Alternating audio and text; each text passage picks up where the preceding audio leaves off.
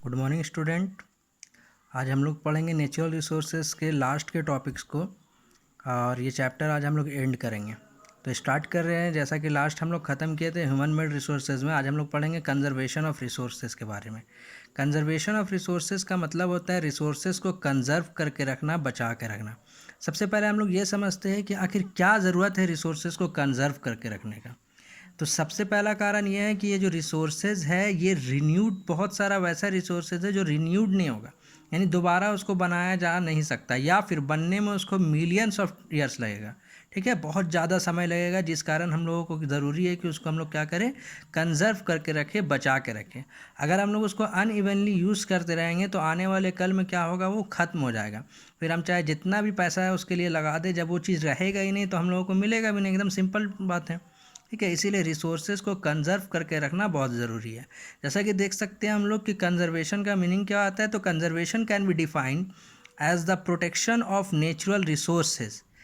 ठीक है, natural resources का प्रोटेक्शन करके रखना, जैसा मैं बता रहा था, बचा के रखना, यही क्या कहलाता है, कंजर्वेशन ऑफ रिसोर्सेज। ठीक है, साइंटिस्ट जो रहेंगे वो पहले एग्जामिन करेंगे, ठीक है, कि नेचुरल रिसोर्सेज जो है वो किस, क्या आखिर कारण है, क्या वजह है कि वो डिप्लेटेड होते जा रहा है, ख़त्म होते जा रहा है। ठीक है, सबसे पहले उसको वो क्या करेंगे, एग्जामिन करेंगे, और उसके बाद वेज निकालेंगे, तरीका निकालेंगे कि जिस कारण वो क्या हो, बचा रहे। ठीक है, क्या कारण है कि इतना जो है रिसोर्सेज बर्बाद हो रहा है। जैसे बहुत सारा कारण हो सकता है। फॉर एग्जांपल पॉल्यूशन हो गया, ठीक है, फॉर एग्जांपल फॉरेस्ट का कटना हो गया, ओवर एक्सट्रैक्शन ऑफ मिनरल्स हो गया, यानी ज़रूरत से ज़्यादा मिनरल्स का ज़मीन से निकालना, ओवर ग्रेजिंग हो गया, ज़्यादा जानवरों का चराना। ठीक है, इससे क्या होता है कि ज़मीन का जो फर्टिलिटी होता है वो ख़त्म हो जाता है। ठीक है, और जो कल तक जो सॉइल हम लोगों के लिए रिसोर्सेज था, अब हमारे लिए बैरन लैंड बन के रह जाता है। जानवरों को मारना, ये सब कारण है ये आपका कंजर्व कर, ये डिप्लेटेड होने का, इसीलिए हम लोगों को कंजर्व करना बहुत ज़रूरी है। Clear to everyone? आगे बढ़ते हैं हम लोग। The various natural resources found on our planet are inter related. और ये भी बहुत ज़रूरी है, एक चीज़ समझ लो कि ज़्यादातर रिसोर्सेज जो है ना वो इंटर रिलेटेड, यानी एक दूसरे से जुड़ा हुआ है। जैसे एक सिंपल सा एग्जांपल दे के बुक समझा रहा है कि जैसे हम लोग एग्जांपल लेते हैं फॉरेस्ट का, तो अगर फॉरेस्ट कट जाएगा ना तो सिर्फ फॉरेस्ट ख़त्म नहीं होगा, फॉरेस्ट कटने से जो वाइल्ड लाइफ है उनका जो घर है वो ख़त्म हो जाएगा, जो एनिमल हैं जो आपका डिपेंड करते हैं फॉरेस्ट के ऊपर, ठीक है, वो ख़त्म हो जाएंगे। साथ साथ ऑक्सीजन ख़त्म हो जाएगा। ठीक है, सॉइल जो है वो आपका ख़राब हो जाएगा, ख़त्म हो जाएगा। ठीक है, बहुत सारा नेचुरल रिसोर्सेज का, बहुत सारा नेचुरल रिसोर्सेज में प्रॉब्लम क्रिएट्स होगा और वो ख़त्म हो जाएगा। उसी तरीके से बहुत सारा चीज़ हम लोग ले सकते हैं। वैसे लोग जो कंप्लीट फॉरेस्ट के ऊपर डिपेंड है उनका लिवलीहुड भी चला जाएगा।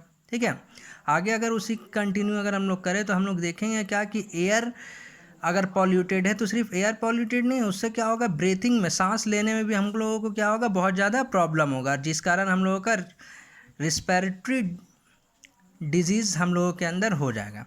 लास्ट टॉपिक हम लोग देखते हैं रिसोर्सेज एंड सस्टेनेबल डेवलपमेंट। ठीक है, तो सबसे पहले समझते हैं कि ज़्यादा इस्तेमाल करने से रिसोर्सेज का या अनइवनली इस्तेमाल करने से रिसोर्सेज का हो क्या रहा है। तो अनइवनली इस्तेमाल करने से रिसोर्सेज का हो क्या रहा है, ग्लोबल वार्मिंग हो रहा है। हम लोग देखते हैं कि अर्थ का टेम्परेचर हर दिन बढ़ता ही जा रहा है। और क्या हो रहा है, वाटर पॉल्यूशन हो रहा है, एयर पॉल्यूशन हो रहा है, ये सब कारण बन रहा है क्या, तो रिसोर्सेज का अनइवनली इस्तेमाल करना। क्लियर है सबको? तो इसीलिए हम लोगों को ज़रूरी है कि हम लोग अपने लैंड को, इन्वायरमेंट को, नेचुरल रिसोर्सेज को प्रोटेक्ट करके रखें। ठीक है, तो हम लोग समझते हैं रिसोर्सेज कंजर्वेशन क्या है, रिसोर्सेज को डिप्लेशन होने से बचाना ही रिसोर्सेज कंजर्वेशन है। लास्ट टॉपिक है सस्टेनेबल डेवलपमेंट। तो सस्टेनेबल डेवलपमेंट क्या है, तो रिसोर्सेज का इस्तेमाल करना जिससे ना सोशल और इन्वायरमेंटल इफ़ेक्ट ना हो। ठीक है, सोशल इन्वायरमेंटल इफेक्ट ना हो, और जितना हम लोग इस्तेमाल कर रहे हैं उतना हम लोग अपने फ्यूचर जनरेशन को दे पाए।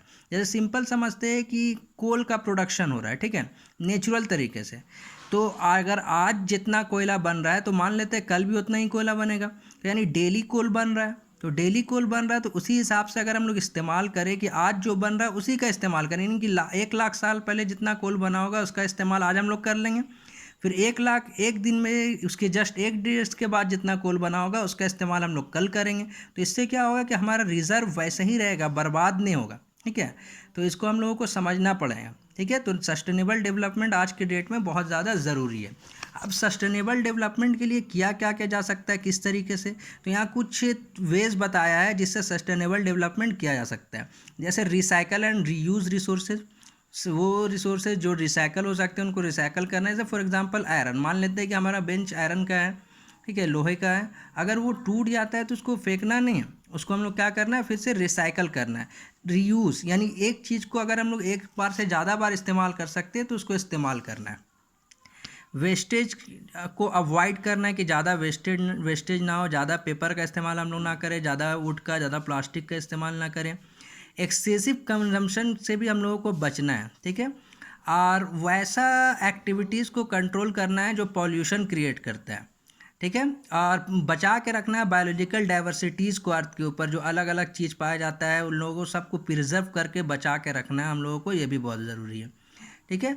और जो आसानी से और सस्ते दर पे अवेलेबल रिसोर्सेज उसका हम लोगों को पहले इस्तेमाल करना है, जिससे पॉल्यूशन क्रिएट ना हो उसका हम लोगों को पहले इस्तेमाल करना है, ना कि हम लोगों को अनइवनली इस्तेमाल करते रहना है। Clear to everyone?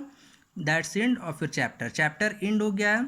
यहाँ से हम लोग एक चीज़ समझ लेते हैं कि इसके बाद आप लोगों को PDF मिला होगा, ठीक है। वो PDF के अकॉर्डिंग आप लोगों को क्वेश्चन आंसर उसमें जो फिल इन द ब्लैंक्स होगा, जैसा कि हम लोग वीडियो में भी देख सकते हैं कि फिल इन द ब्लैंक्स आप लोगों को दिखता होगा, उसी तरीके से टिक द करेक्ट ऑप्शन है, राइट ट्रू और फॉल्स है, आंसर द फॉलोइंग क्वेश्चंस है, ये सब आप लोगों को कॉपी में करना है, ठीक है। इसका PDF अवेलेबल है। Thank you.